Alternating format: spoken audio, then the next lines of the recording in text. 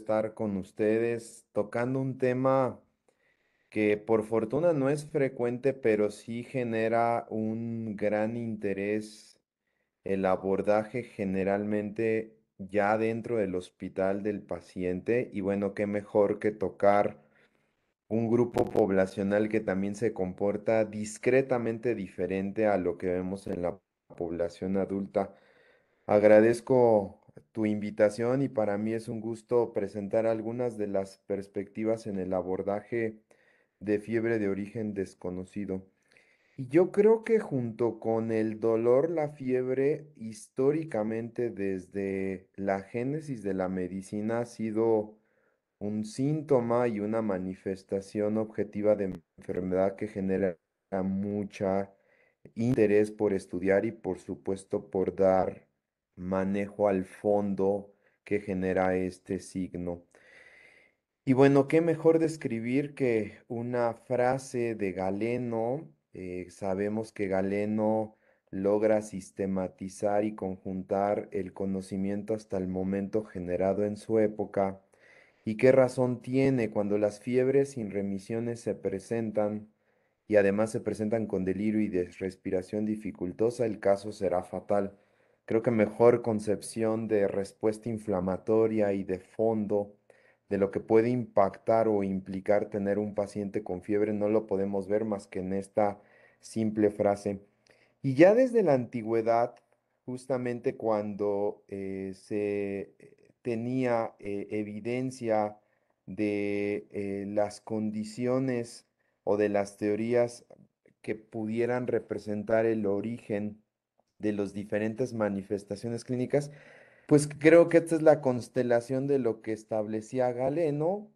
Llamo la atención porque Galeno estableció una forma de pensar atribuyendo a entidades o a grupos o a elementos físicos del organismo para poder establecer el origen de la enfermedad. Y creo que este es el gran avance que representa la medicina galénica en la antigüedad. Como ustedes saben, él decía que teníamos cuatro componentes importantes que tenían una estrecha relación con los cuatro elementos de la naturaleza. Estos componentes eran la sangre, bilis amarilla, flema y bilis negra. De la adecuada interacción es que el individuo permanecía sano. Sin embargo, cuando estos elementos no interaccionaban adecuadamente en sí, perdían su equilibrio interno, venía el origen de la enfermedad. Y bueno, el concepto muy importante que lo seguimos utilizando en hematología, en la parte respiratoria, etcétera, es discrasia, que son el desequilibrio generado en estos componentes. Y él decía que cuando hay una discrasia, un desequilibrio en estos componentes, y el organismo intenta curarse de este desequilibrio, utiliza estrategias físicas como es el incremento de la temperatura, cocción, fuego innato, y finalmente es una muy buena representación del origen y explicación fisiopatológica de la fiebre. Sabemos ahora que lo podemos describir, pero ¿qué razón tenía en tratar de establecer un componente o varios componentes internos con la génesis de la fiebre?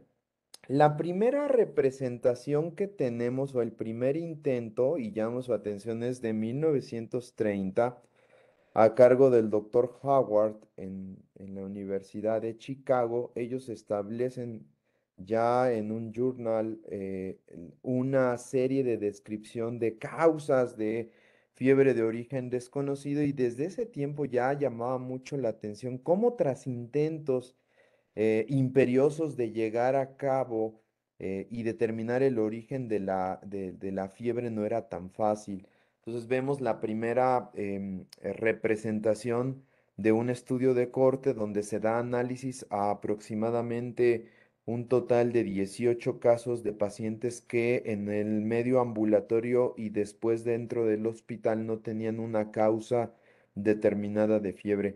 Tenemos más evidencia. En los años 50 empezó a haber mucha más trabajos para poder establecer. Esta es una primer publicación ya en forma de libro, donde el título son fiebres prolongadas y desconcertantes. Y realidad es que los que tenemos la oportunidad de ver pacientes hospitalizados, tanto en medio público como privado, creo que el paciente con fiebre de origen desconocido es un verdadero reto porque en el momento actual, si podemos establecer el porcentaje de pacientes que se quedan sin diagnóstico en los primeros intentos o durante el primer año de abordaje, supera el 25%.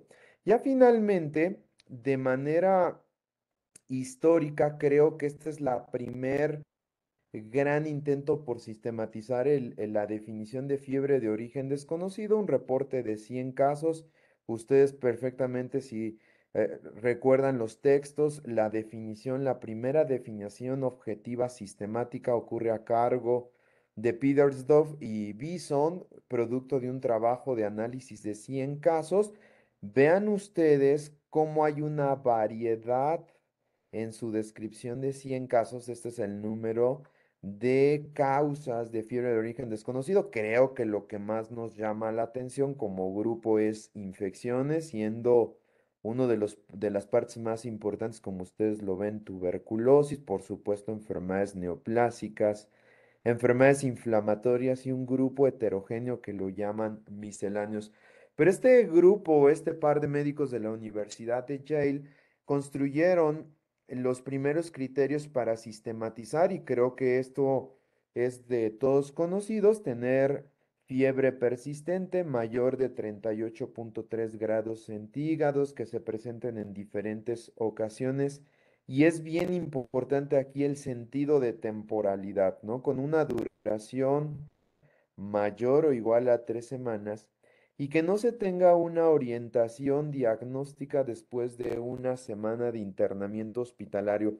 Creo que esta primera definición sistemática, objetiva que genera después de esta publicación de este par de investigadores clínicos, pues se generan una serie ya de publicaciones para tratar de establecer cuál es la verdadera importancia de estos criterios. Uno sistematiza y define muy bien el comportamiento y el valor de a lo que vamos a determinar en este contexto como fiebre.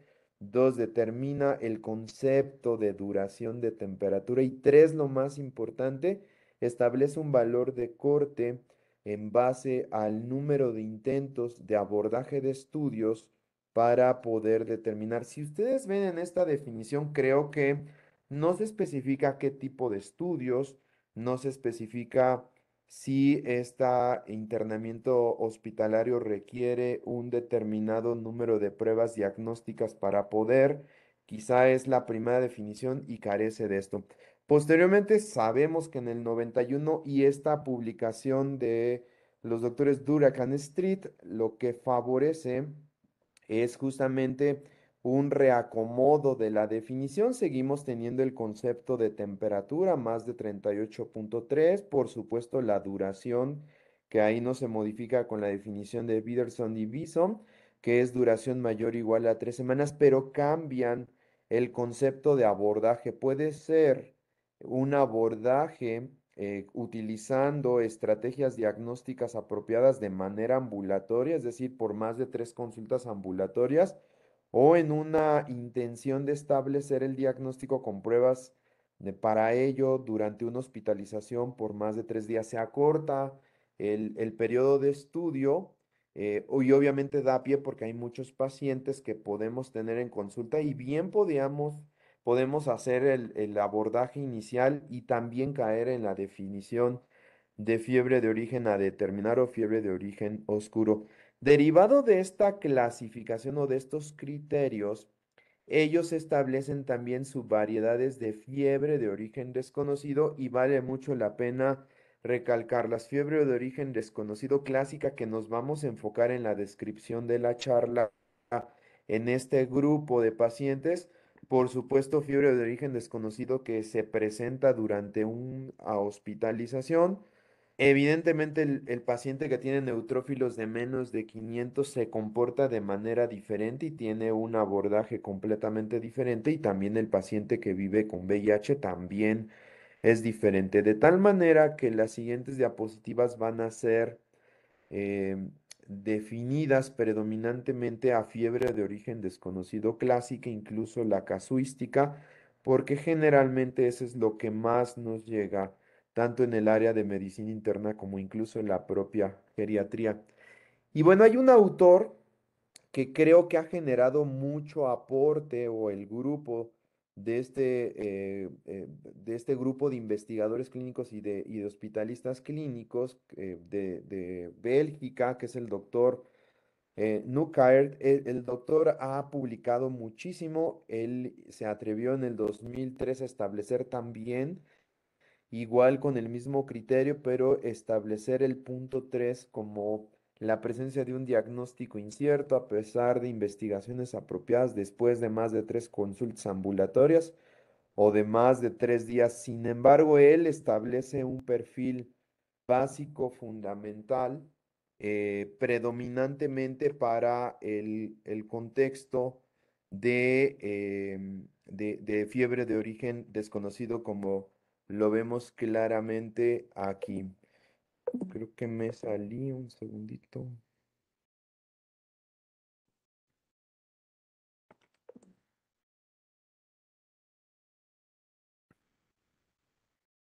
Perdón, creo que detuve la compartir. Denme un segundo y estoy con ustedes.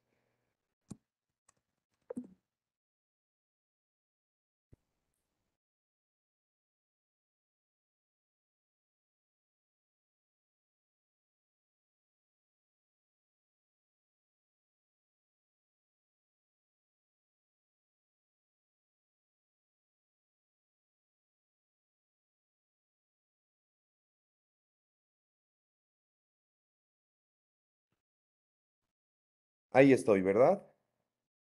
Sí, Listo. Perfecto. Entonces, ellos establecen que debe de haber un conjunto de estudios básicos, y ahorita lo vamos a ver cómo se aterriza la población geriátrica, pero creo que lo más importante de este nuevo intento es establecer que ante todo debe de haber una muy buena exploración física tomando en cuenta los detalles. Hay estudios físicos que son necesarios, la exploración y la historia clínica son esenciales y de ahí vienen una serie de estudios que los vamos a ver.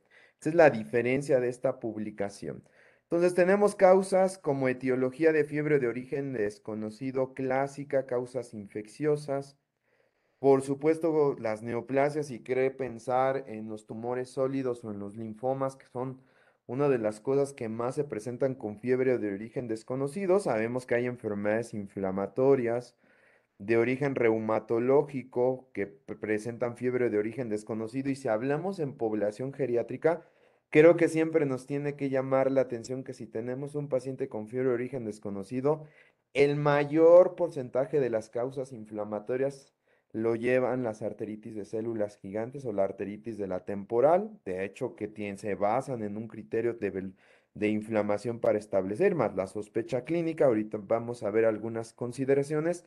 Tenemos causas misceláneas y, como les decía, no quisiéramos en los médicos que abordamos fiebre de origen desconocido caer en causa idiopática, porque, pero es una realidad, y creo que las estadísticas tanto en México como a nivel internacional de los grupos que estudiamos pacientes con fiebre de origen desconocido se acercan entre 28 y 30% la estadística de pacientes que no tenemos una causa determinada. Sabiendo que la causa infecciosa tiene que ver también con el medio socioeconómico y por supuesto con las características de nuestra población. Creo que en nuestras series, y ahorita vamos a comentar, tuberculosis sigue siendo un elemento importante de causa infecciosa de fiebre de origen desconocido clásica. Por supuesto, algunos gram negativos o enterobacterias que tienen avidez de ser intracelulares también, y evidentemente infecciones virales.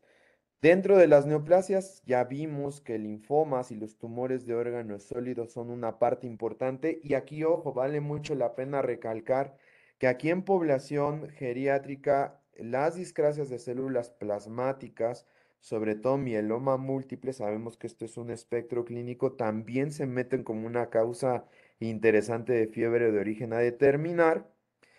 En población joven, las enfermedades inflamatorias como enfermedad de Still, las vasculitis de mediano vaso como poliarteritis nodosa y lupus eritematoso como enfermedad multisistémica es una causa. En población adulta mayor, la arteritis de células gigantes en su conexión con la polimialgia reumática se presentan como la causa más frecuente de fiebre de origen desconocido. Y bueno, sabemos que las misceláneas también, incluyendo inducida por fármacos, siendo muy importantes los antibióticos. Hay veces que tenemos pacientes que no desciende fiebre, que tienen antibióticos, nos da temor quitarlos y a veces en el retiro de fármacos sin duda alguna pueden tener aquí también tiroiditis subagudas, enfermedades trombóticas venosas que también se presentan con fiebre y algunos otros elementos. Y las idiopáticas ya habíamos dicho que esto conforma parte entre el 25 y 30% de la población. Entonces, enfocándonos exclusivamente a fiebre de origen desconocido, clásico, fiebre de origen oscuro, en pacientes inmunocompetentes, creo que tenemos los criterios ya bien determinados.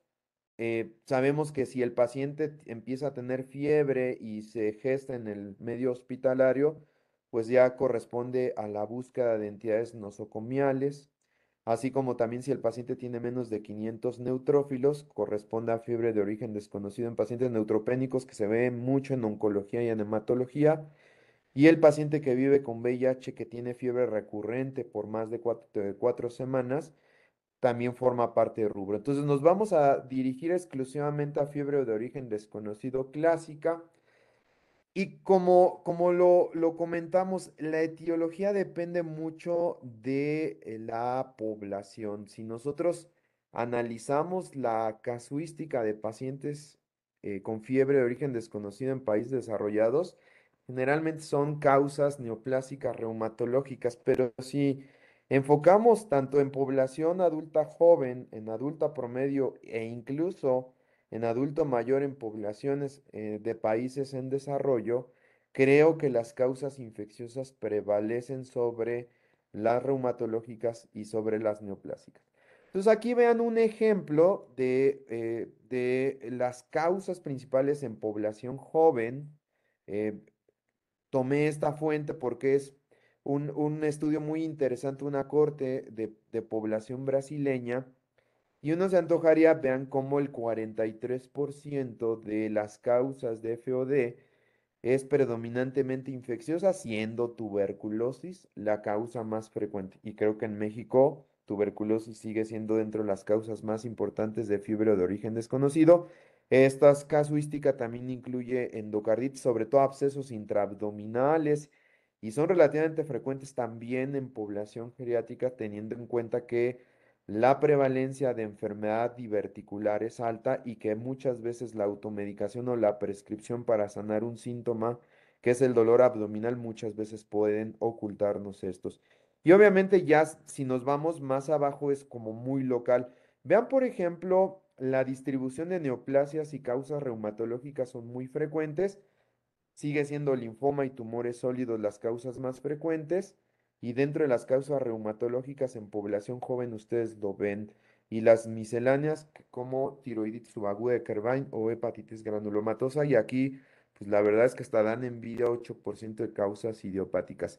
Ahora vean y creo que vale la pena destacar esto. No hay tantas publicaciones, y eso es lo que estamos en nuestro servicio ahora revisando después de esta revisión de esta charla. No hay tantas publicaciones de fiebre de origen desconocido como tal en el adulto mayor.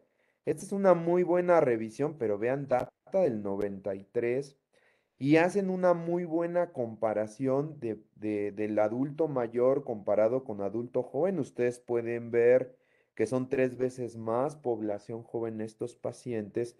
Pero vean, por ejemplo, la causa más frecuente de acuerdo a este análisis es enfermedad inflamatoria multisistémica con 31% en el adulto mayor comparado con el 17, entonces la primer causa es, y aquí entran enfermedades inflamatorias como arteritis de células gigantes, por supuesto, polimialgia reumática, manifestaciones atípicas de lupus en el anciano, artritis en el anciano. Pero vean cómo comparado con las causas de paciente joven, ¿por qué? una de las explicaciones más frecuentes es que el paciente joven que tiene enfermedad inflamatoria tiene una mayor tendencia a ser más sintomático, tiene mucha ventana para poder tener anticuerpos positivos y encajarlos en criterios de clasificación para establecer el estudio y finalmente establecer el abordaje diagnóstico. La segunda causa en esta serie es causas infecciosas, dentro de las cuales es el 25% y siendo más importante abscesos, predominantemente intraabdominales, endocarditis, tuberculosis y algunas infecciones virales. Y en el orden de los misceláneos, ya está el 10% en esta población. Aquí, si ustedes ven la diferencia, fiebre inducida por fármacos, son más prevalentes en el adulto mayor porque sabemos que hay muchas interacciones y que pueden impactar en los mecanismos reguladores de temperatura comparado. Hay diferencia dentro de esta primer diapositiva en el comportamiento etiológico de fiebre de origen desconocido en el paciente adulto mayor comparado con el paciente joven. Evidentemente sí, y creo que va a ser motivo de una pequeña reflexión al final de la plática. Conjunté en esta publicación las diferencias justamente entre el paciente adulto joven y adulto mayor, y esto es como la gran heterogeneidad. Este porcentaje corresponde exclusivamente a la población adulta mayor. Siempre vamos a seguir viendo uno de los que más escriben, tanto en población joven como mayor, el grupo belga. Vean cómo la causa multisistémica, infecciosa y neoplásica está como las tres primeras causas. Aquí depende de la población. Este es un grupo sudamericano y vean cómo la causa infecciosa prevalece y también de este lado. Pero ¿cuál es la conclusión? ¿Por qué tanta diferencia? Porque es un espectro y depende mucho de la población que estudiemos, depende mucho de los factores de riesgo y depende mucho de la disponibilidad de estudios que veamos. Si nosotros tratamos de establecer en porcentajes, ya justamente aterrizando por etiologías, la causa infecciosa más frecuente en adultos mayores con fiebre de origen desconocido en una publicación ya más reciente es tuberculosis. Pero vean lo interesante, la forma más frecuente de tuberculosis que genera fiebre de origen desconocido en la población geriátrica es extrapulmonar y es muy sencillo. Si tenemos pacientes que son bacilíferos, que tienen lesiones pulmonares o que tienen síntomas pulmonares, muy probablemente en un abordaje sistemático inicial de causa de fiebre y ataque al estado general, si tiene síntomas respiratorios, probablemente tendría yo que buscar una imagen pulmonar que refuerce el hallazgo en la exploración física. Pero en el paciente con FOD, de la causa o del rubro de las infecciones que ya habíamos visto, como en series es la primera y la segunda causa, la causa más frecuente son manifestaciones extrapulmonares que tienen diseminación linfohematógena, sobre todo a nivel abdominal y a nivel pélvico, pero hemos tenido pacientes que tienen tuberculosis y lo tienen manifestaciones óseas, renales o peritoneales. Vean la segunda causa, abscesos intraabdominales de origen piógeno, osteomielitis. Y créanme que esto lo vemos frecuentemente como complicación de procedimientos endurológicos donde entran pacientes que hacen bacteremia transitoria y semanas después tienen implantes óseos y empiezan con fiebre y encontrar la causa luego no es tan fácil. Endocarditis y muy raro, pero lo hemos visto, infecciones virales, sobre todo viremias transitorias por virus Epstein-Barr, aunque no es, el tejido linfoide no es un tejido altamente funcionante en población adulta mayor. Todavía hay pues mucha relativamente actividad linfoide y sabemos que virus Epstein-Barr también tiene un trofismo importante sobre el tejido linfoide. Entonces, por eso no son tan frecuentes, pero de repente hemos visto. Y de las inflamatorias, ustedes vean, 60% arteritis de células gigante o arteritis de la temporal en conjunto con polimialgia, artritis reumatoide, algunas vasculitis de mediano vaso que se asocian o que se asociaban en el antaño con infecciones por virus de hepatitis B y por supuesto el lupus en el paciente geriátrico. Y de neoplasia siguen siendo los linfomas, Después, los tumores sólidos como las causas más frecuentes. Y vean algo muy interesante, embolismo pulmonar también es una causa en pacientes mayores, tiroiditis de Kerbein, y algo importante, ¿por qué? Porque nuestra población adulta mayor siempre tiene muchas veces varios fármacos que pueden interaccionar y que pueden favorecer fiebre. Las tres más comunes antimicrobianos, antipsicóticos y por supuesto fármacos anticomiciales. De tal manera que si nosotros conjuntamos todo, esta publicación es extraída de una muy bonita revisión que sale en la India y que ellos se suben al tren, de decir, bueno, si hay muchas publicaciones, pues también yo analizo un promedio de 51 pacientes y puedo yo dar pie también a ver la heterogeneidad. Vean cómo la N es muy diferente en los diferentes países que publican. Aquí estaría muy interesante meter nuestra casuística porque también en México hay tres grandes grupos o cuatro grandes grupos que tienen publicación. Grupo de Centro Médico La Raza con el doctor Covarrubias, el doctor Arce Salinas del Hospital Pemex Sur, el grupo de nutrición y nosotros en el Centro Médico Nacional. Pero lo que quiero llamar la atención es cómo las dos causas más o las tres causas más frecuentes siguen siendo causas infecciosas, neoplasias y en el adulto mayor las enfermedades inflamatorias, que es muy, muy prevalente. Entonces, me gustaría presentarles algunas de las consideraciones que hemos tenido nosotros, y este es un corte, y le agradezco a la doctora Noyola las diapositivas o la casuística, porque llevamos ya desde el 2010 recabando pacientes con fiebre de origen desconocido.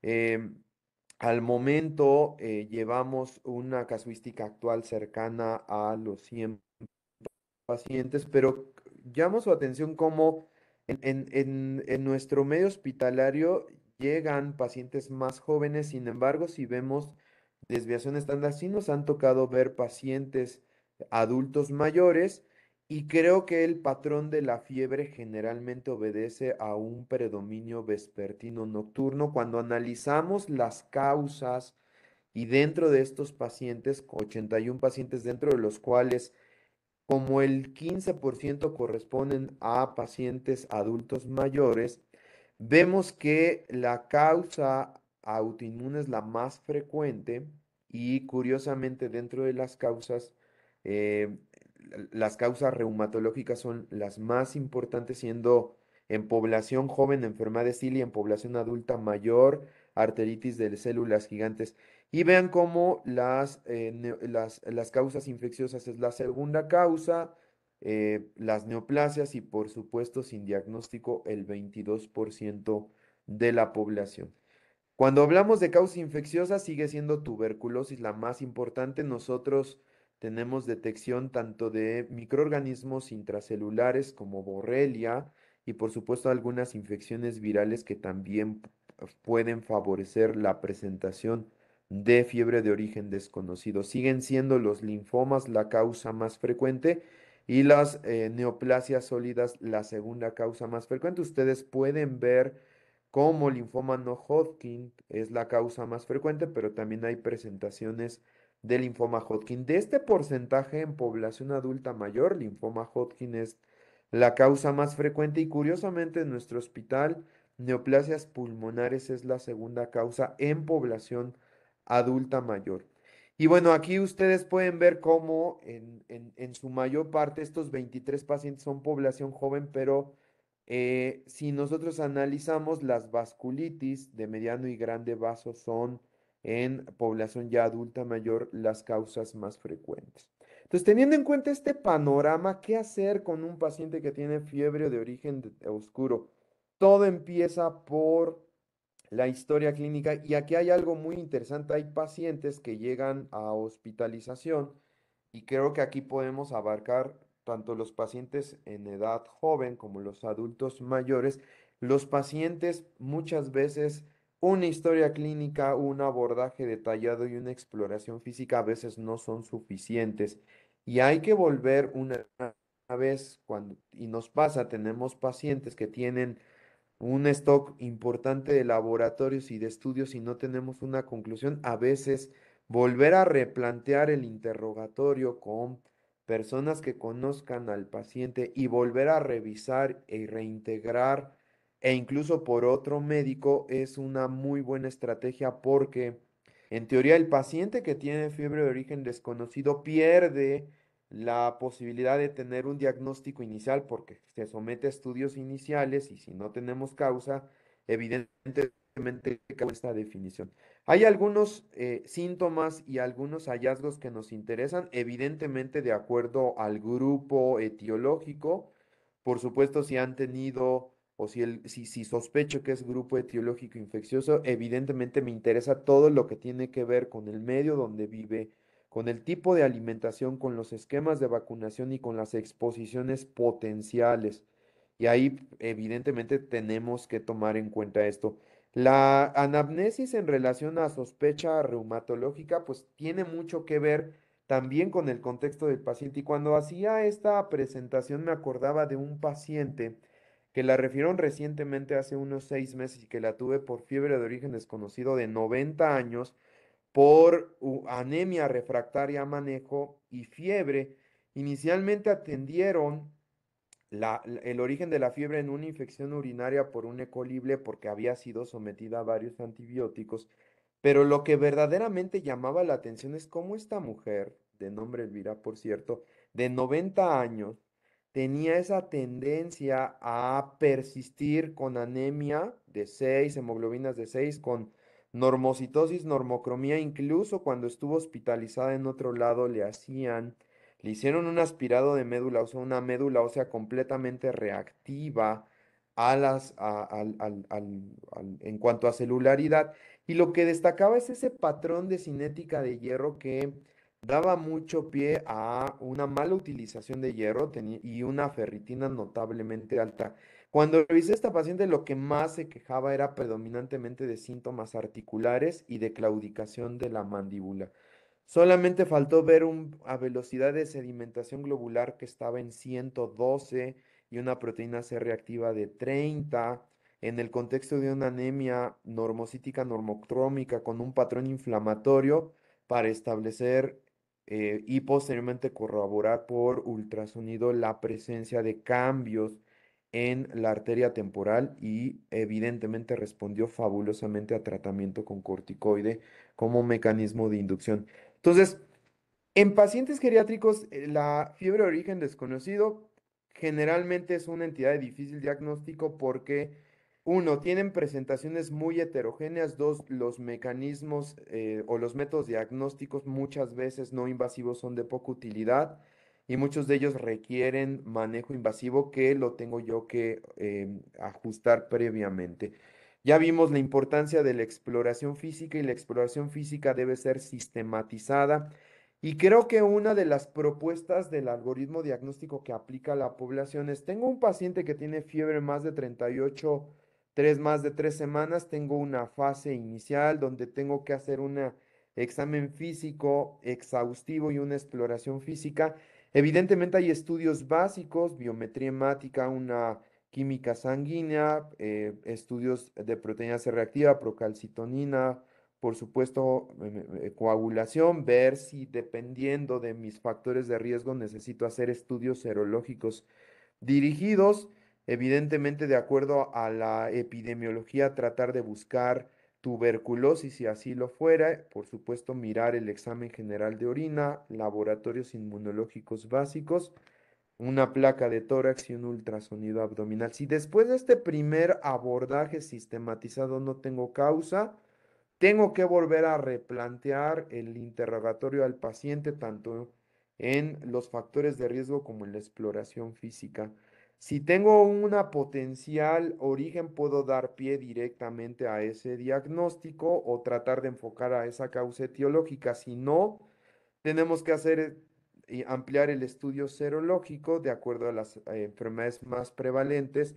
Tengo que empezar en buscar y hacer tamizaje de neoplasias de órganos sólidos y utilizar estudios de medicina nuclear, sea gammagrafía con galio indio o en su defecto tomografía por emisión de positrones. Y después de esto, no tengo un diagnóstico, evidentemente, pues tengo que empezar ya a pensar en enfermedades más infrecuentes y establecer estudios evidentemente más invasivos como estudios endoscópicos, cultivos invasivos, ya sea por aspirado o en su defecto por toma de cultivo por lavado broncoalveolar y finalmente búsqueda intencionada en el caso de adultos mayores, de arteritis de células gigantes. Si no hay diagnóstico, aquí parte una parte importante, esquemas de prueba terapéutica o en su defecto, de acuerdo a la condición del paciente, seguimiento y vigilancia del patrón de temperatura. Entonces, cuando lo vemos en la práctica no es tan fácil porque tenemos al paciente y sobre todo si tiene una causa inflamatoria infecciosa va deteriorándose y si no tenemos diagnóstico, hemos recurrido y se recurre a la prueba terapéutica si los pacientes están en malas condiciones. Recomendaciones para el paciente adulto mayor con fiebre de origen desconocido. Lo más importante, confirmar fiebre. Segundo, un interrogatorio meticuloso y exploración física y estudios básicos como biometría hemática, reactantes de inflamación, por supuesto química hepática, ver la orina, cultivar la orina, serologías básicas, incluyendo virus Epstein-Barr, VIH, citomegalovirus, y en casos muy específicos antinucleares. ¿Por qué? Porque sabemos que los antinucleares son uno de los estudios que más se realiza y que más error nos meten al tener patrones como el AC3, que es un granular denso, que finalmente pueden presentarse en pacientes sanos o en poblaciones que tienen fenómeno inflamatorio. Suspender fármacos no es esencial, es algo muy importante. Ecografía abdominal para hacer rastreo de los órganos linforreticulares, sobre todo hígado y vaso, y también hacer un rastreo a nivel renal, búsqueda intencional de tuberculosis, porque sabemos que nuestra población es importante. Y la imagen, ustedes vean que es necesario en el paciente con FD establecer un análisis meticuloso mediante tomografía axial de tórax, abdomen y pelvis para poder descartar lesiones ocupantes o algún dato significativo. Si el paciente tiene una velocidad de sedimentación por arriba de 40, es necesario revisar clínicamente y por imagen la arteria temporal. En aquellos con factores de riesgo, establecer búsqueda o probabilidades por score clínico de enfermedad tromboembólica venosa y los estudios de medicina nuclear aquí pueden tener un papel relevante si mi sospecha es alta. Y si ustedes ven los estudios más invasivos como son las biopsias, biopsia hepática o incluso biopsia esplénica o aspirada de médula ósea o la parotomía protocolizada, quedan generalmente en la parte final.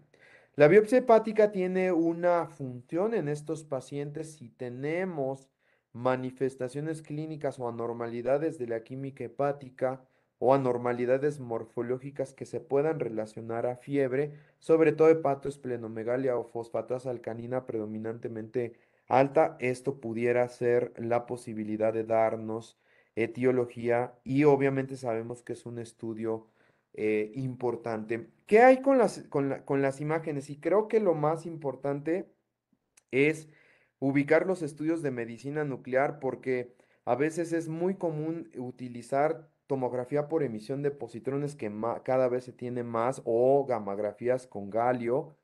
Y lo más importante en el paciente que tiene fiebre de origen desconocido con el uso de tomografía por emisión de positrones es que su rendimiento no es tan alto. La tomografía por emisión de positrones, sobre todo con fluoro de oxiglucosa, sirve para definir, ¿sí?, el área de mayor metabolismo y puede guiar la posibilidad de tomar una biopsia, pero no orienta el diagnóstico.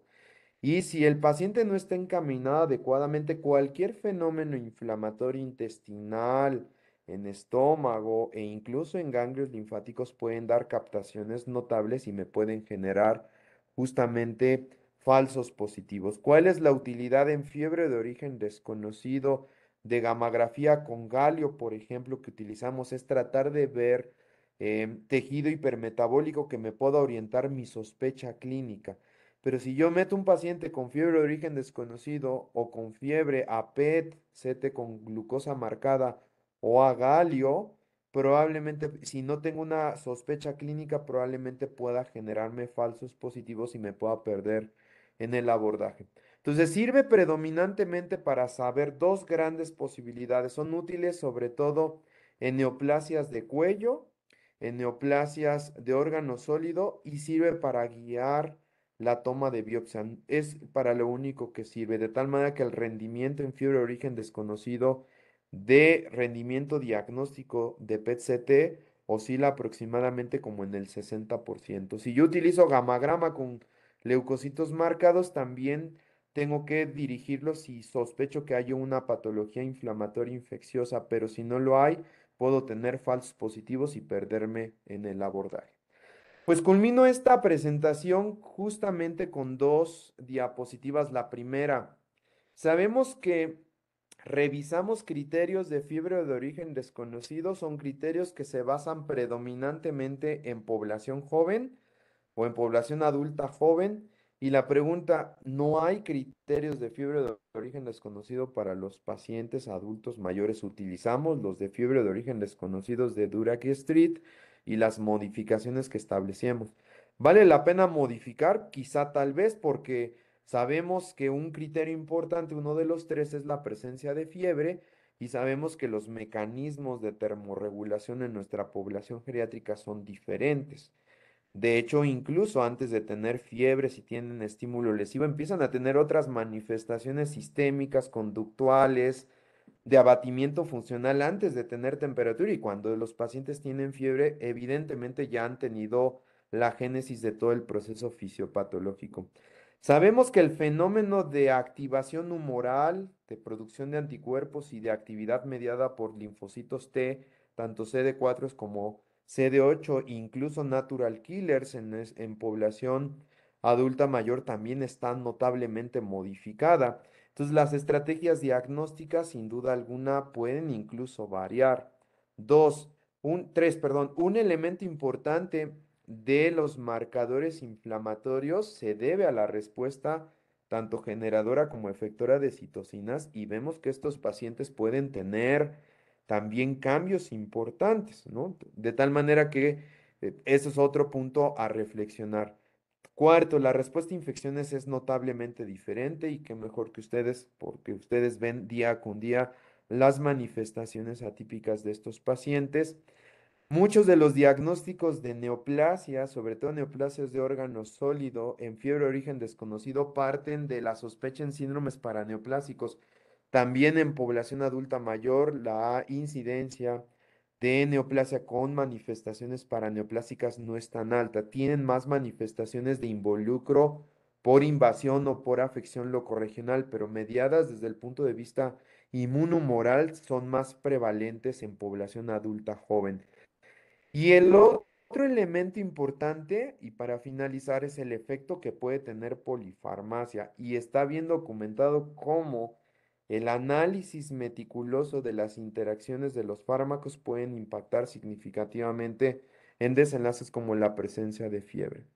De tal manera que el paciente que tiene fiebre de origen desconocido, el abordaje generalmente va a requerir un abordaje multidisciplinario con el apoyo de la capacidad de integrar los equipos de trabajo clínico en poblaciones como la nuestra, no solamente y sobre todo hablando en adultos mayores, no solamente se tiene que limitar a la búsqueda de causa infecciosa, ya vimos cómo en las diferentes series la causa inflamatoria, siendo el 60% artritis de células gigantes, es una causa importante que incluso se sitúa en el segundo lugar después incluso de las causas neoplásicas. Entonces, el paciente hay que considerarlo en su dimensión. En el paciente adulto mayor, el abordaje individualizado, y creo que lo que más individualiza es volver a replantear el escenario de la anamnesis y la exploración física, porque da muchos espectros clínicos y bueno, no hay nada estipulado. Cada quien, si ustedes echan un vistazo a los centros que más tienen fiebre de origen desconocido, hay gente que utiliza el abordaje de las fases, hay gente que utiliza el abordaje centrado en el síntoma pivote o en el signo pivote. hay cada vez menos que piden muchas cosas y a ver qué sale y en base a eso establezco mi conducta, que creo que no es la estrategia más adecuada porque nos van perdiendo y generan un gasto muy alto. Pero creo que de la mano trabajar con los antecedentes clínicos, el cuadro clínico y la exploración y los resultados de laboratorio que vamos pidiendo basado en ellos, podemos establecer grandes diagnósticos en este grupo poblacional. O sea, agradezco mucho su atención y si hubiera alguna pregunta, quedo pendiente y agradezco nuevamente la invitación al doctor Herrera. Muchas gracias. Muchísimas gracias, Juan Carlos.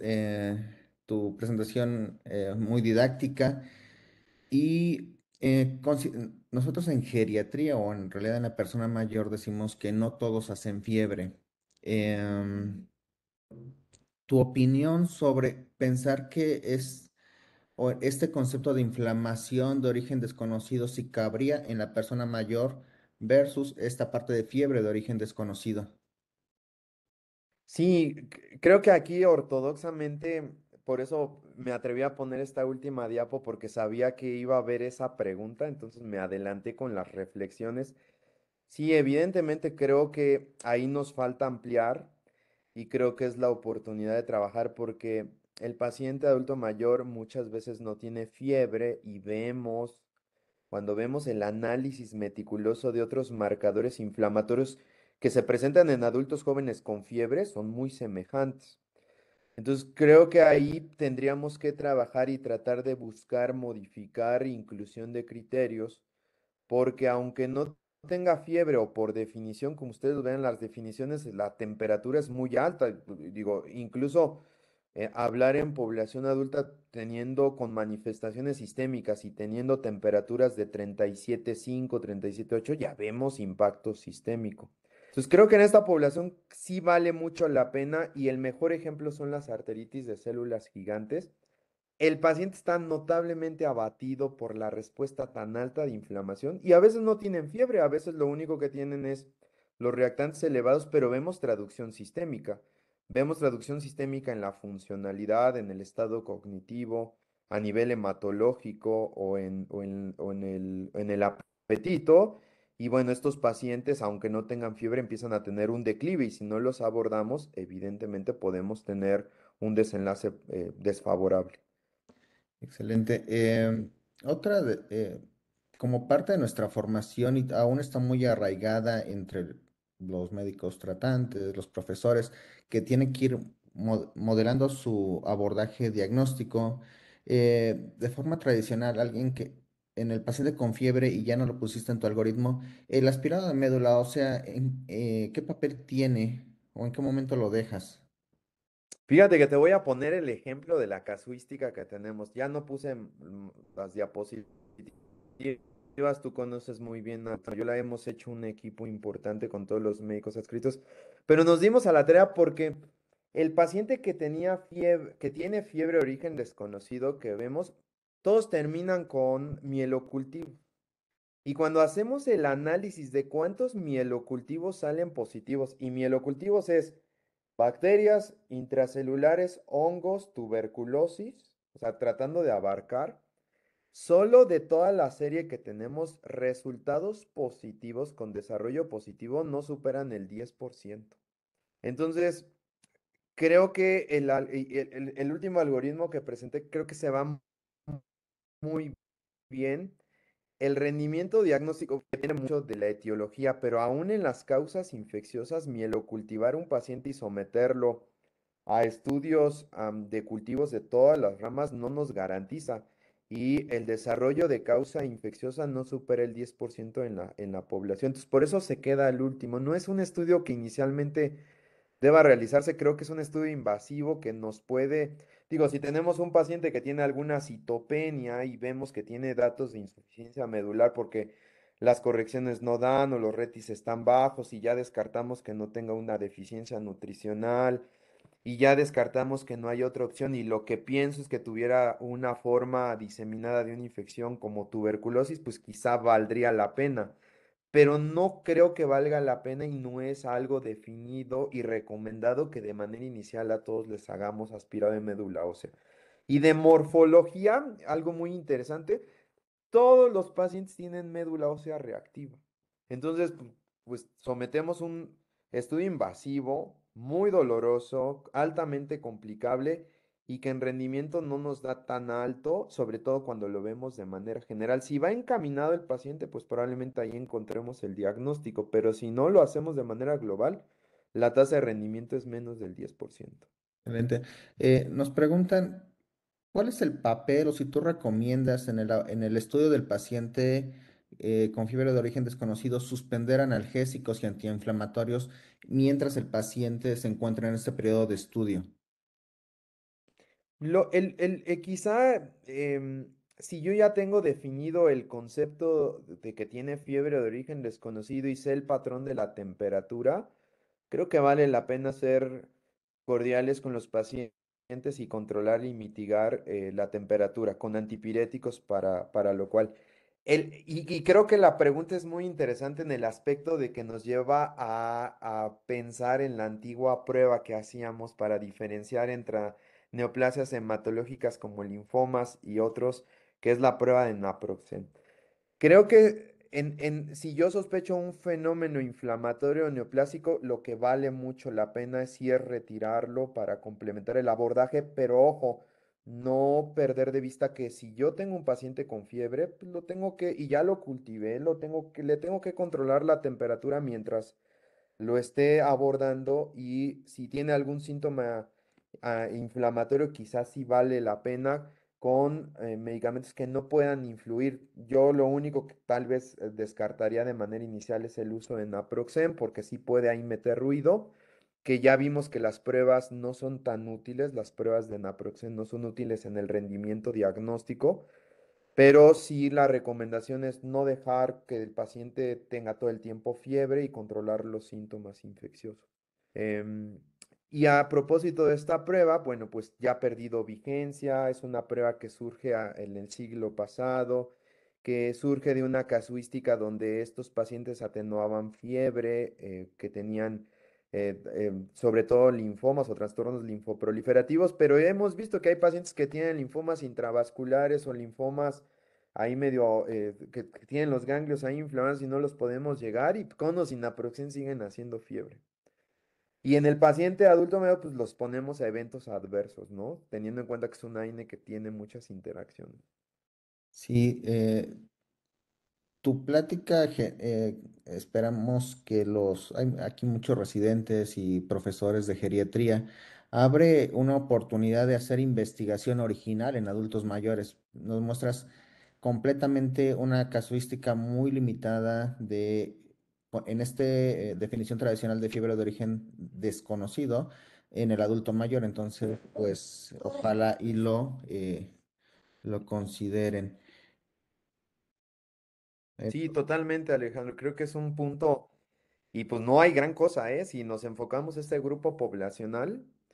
Digo, todas las series como las de nosotros, pues tienen sus grupos de esa edad, pero finalmente creo que sí vale la pena empezar a recabar y proyectar. Y me quedo mucho con el comentario de que podemos tener pacientes que el nivel de corte de temperatura puede estar más abajo y se comportan biológicamente como el paciente que tiene fiebre. Así es. Eh, el doctor Humberto Medina te quiere comentar algo, nada más que quién sabe qué pasó. Bueno, mientras tanto, tenía otra. eh, Humberto.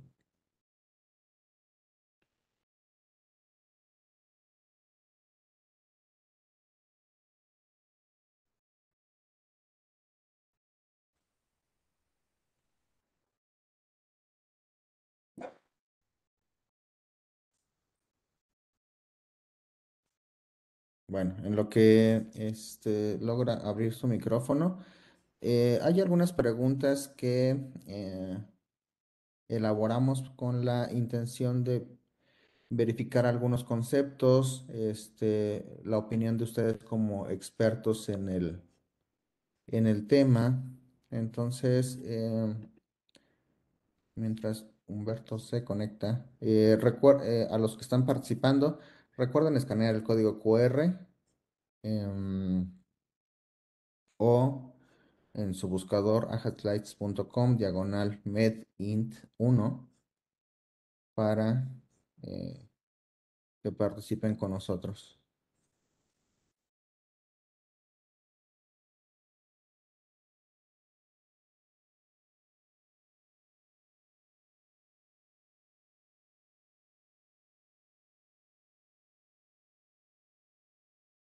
Listo, ahora sí. Gracias. Adelante, Doctora Humberto. Ana, pues muchas gracias por la presentación.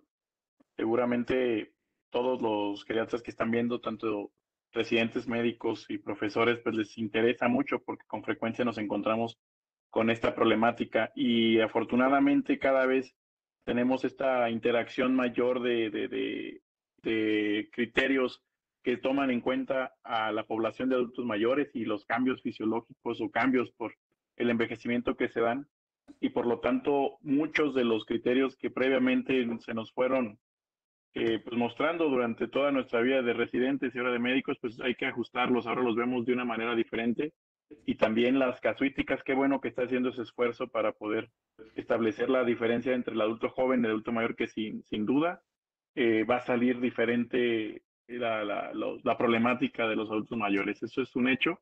Y qué ideal y qué bueno sería tener una casuística mexicana y en adultos mayores en la cual yo creo que muchos pueden adherirse a tener a reportar estos casos en su casuística y nos gustaría que si quiere compartir sus datos por si alguno de estos pacientes quieran reportarlo, abonaría mucho a toda la medicina interna y a la geriatría del país y por supuesto el más beneficiado pues, serán los pacientes.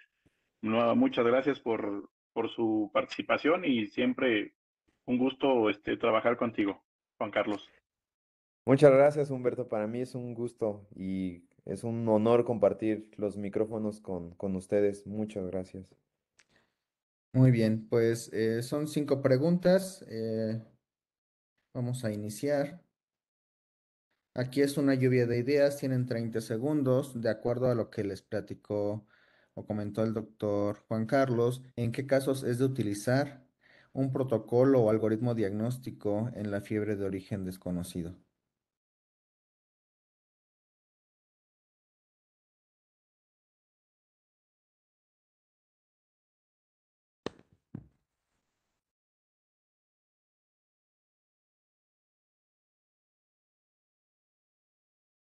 Muy bien, creo que la principal respuesta es en todos los casos. Hay algunas publicaciones, Juan Carlos, en que dice que y que lo comentaste al final de tu plática, que utilizar un mismo algoritmo diagnóstico en diferentes escenarios, en diferentes poblaciones, al final no va a dar un mejor rendimiento diagnóstico. ¿Tu opinión cuál sería? Totalmente, creo que ahí, si ustedes ven las recomendaciones de los algoritmos, incluso hacerlos, qué tipo de estudios son muy rígidos y a veces no se adecuan a las características poblacionales y más de la población que estamos tratando, que es el adulto mayor. Entonces, seguir mismo algoritmo en los mismos pacientes, evidentemente no genera los mismos resultados. La experiencia que tenemos en el grupo, que es un grupo que históricamente se ha dedicado a estudiar fiebre de origen desconocido, sirve para cimentar el algoritmo, pero la toma de decisiones en cuanto al abordaje depende mucho de la percepción del médico en el momento en que se aborde, y esto es las características del paciente, los factores de riesgo y los resultados de estudios básicos. Muchas gracias. La siguiente pregunta también es una lluvia de ideas. ¿En qué título y en qué casos son de utilidad las reacciones febriles? Que también, así como muchas pruebas que utilizábamos cuando estábamos como estudiantes, se piden de forma inicial. Ahí pueden elegir, este, o voy a hacer 2 respuestas.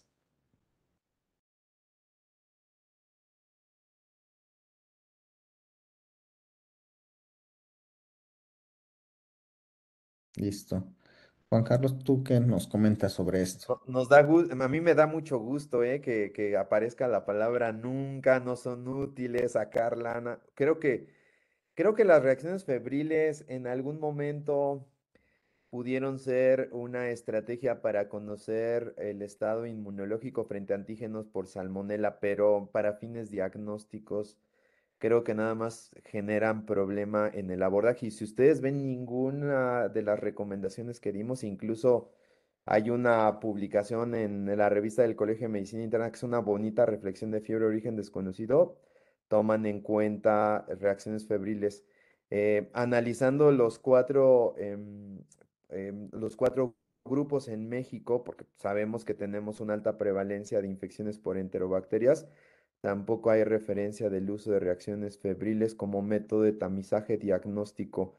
Y sí nos puede generar como incertidumbre o a veces le puede generar incertidumbre al paciente poder explicar una reacción febril positiva teniendo en cuenta que somos una población altamente prevalente con anticuerpos. Así es. La siguiente pregunta, esa sí es pregunta. eh, Nos comentaste sobre el uso de PET. ¿Qué factores son determinantes o incrementan la probabilidad de que un PET con fluorodesoxiglucosa salga positivo para identificar la causa de la fiebre de origen desconocido o la inflamación de origen desconocido? Aquí pueden ser una, dos o tres respuestas.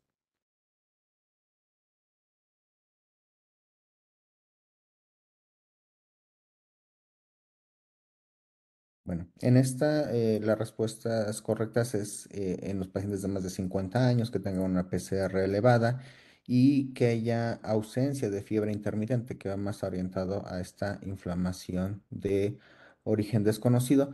No sé tú, bueno, y creo que ya no lo comentaste, si quisieras particularizar algo Sí, con el uso del PET. sí, creo que el PET es una muy buena estrategia diagnóstica cuando tenemos enfocado la utilidad de la misma. Y es valorar un sitio probable de biopsia o corroborar un sitio probable de actividad inflamatoria o metabólica. Si yo meto un paciente a PET sin tener una sospecha, me puede reportar inflamación colónica de la próstata, de la vejiga, de las glándulas salivales y sería un gasto innecesario y estaríamos perdiendo la oportunidad. Entonces, creo cuando tenemos como muy bien enfocado el fenómeno de fondo en el paciente, sí podríamos utilizar y creo que, como ya lo vimos, creo que la fiebre en la población adulta mayor no podría ser el determinante para realizarlo. Hay otros factores como el fenómeno inflamatorio. Así es. Muy bien por Morelia, La Raza y la 4 de Nuevo León. Otra pregunta. ¿Es útil el uso del SPECT-CT con galio en la evaluación de la fiebre de origen desconocido? Que en el medio público es a lo que estamos más cercanos. Es nuestro PET. Y ya no lo respondiste, no lo comentaste durante la sesión. Perdón. No, espero que hayan puesto atención. Ok, no te pusieron mucha atención. ¿Les quieres comentar algo sobre esto? Sí, el galio, el principio del galio es metabolismo mitocondrial. Entonces, donde se lleve a cabo incremento de metabolismo mitocondrial, leucocitos, células neoplásicas, células inflamatorias, linfocitos, siempre va a tener incremento de captación. No es un estudio de manera inicial, pero me puede fomentar saber dónde está el fenómeno de incremento de la actividad metabólica y eso puede dar pie a corroborar mi sospecha o a guiar el complemento. Hay algunas patologías, digo en particular, que generan un galio positivo con un comportamiento muy positivo, el caso particular de sarcoidosis, ¿no? Que sabemos que captan mucho en ganglios mediastinales con un patrón lambda, en ganglios retroperitoneales. Pero puedo tener pacientes que tienen tuberculosis ganglionar o linfomas y pues están todos prendidos. Entonces hay que tomar en cuenta que es una muy buena estrategia teniendo en cuenta lo que yo busco, que es incremento de la actividad metabólica mitocondrial. Nada más no me puede diferenciar en origen neoplásico, infeccioso, inflamatorio. Así es. Creo que ahorita que mencionas tuberculosis y recordando mi trabajo de tesis de especialidad de medicina interna, eh, siempre que solicitemos una lectura de algún ganglio o tejido en sospecha de tuberculosis, lo llevemos con gente que sepa, porque llega, aunque es una tinción sencilla y fácil de identificar los bacilos, si no lo saben hacer, el diagnóstico se puede pasar por alto. Y totalmente de acuerdo, ahí sí tenemos que tener el apoyo del experto, ¿no? Y generalmente eso nos da mucha diferencia en adelantar los diagnósticos. Ujú. Muy bien, bien por Morelia, La Raza, y qué bueno y Querétaro, Yucatán y Morelia, muy bien. La última pregunta, y esto es completamente orientado a la geriatría. En adultos mayores, la elevación de reactantes de fase aguda son predictores de fragilidad, sarcopenia o falla para progresar.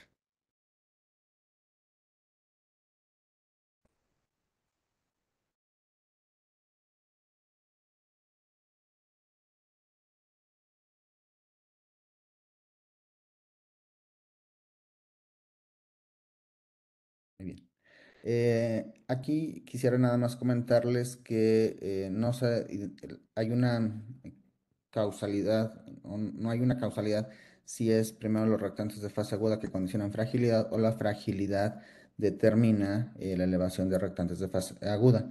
Pero sí, en los pacientes que tienen de forma persistente elevados los reactantes de fase aguda, pues es una condición que nos hace pensar que existe falla para progresar. No sé si aquí nos quieras comentar algo, Juan Carlos.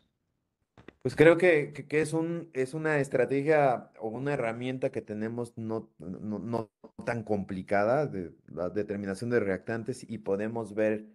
Sabemos que en el paciente adulto mayor el fenómeno inflamatorio tiene un impacto y una traducción a veces no tan evidentemente clínica, pero a largo plazo nos puede dar la respuesta, ¿no? De esto y el impacto que puede tener en la funcionalidad o en la descompensación de otras patologías.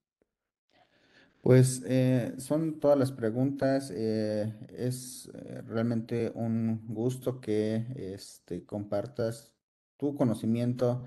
Eres un líder de opinión en el tema de fiebre de origen desconocido. Y Juan Carlos, muchísimas gracias por acompañarnos. Para mí ha sido un gusto estar con ustedes en este foro. Me siento muy orgulloso y bueno, muy feliz de haber recibido esta invitación y bueno, yo comparto siempre esa tendencia siempre a adaptar el pensamiento clínico, los que no somos geriatras, a la población adulta mayor, porque creo que en la medida de abordar a los pacientes adultos mayores con esta visión de que no tenemos este comportamiento clásico, habitual que nos enseñan en medicina o en medicina interna, nos da muchos beneficios. Y agradezco mucho a cada uno de ustedes, deseando que tengan excelente noche. Pues, muchísimas gracias y buena noche a todos. Gracias, Juan Carlos. Buenas noches. Saludos a todos. Hasta luego.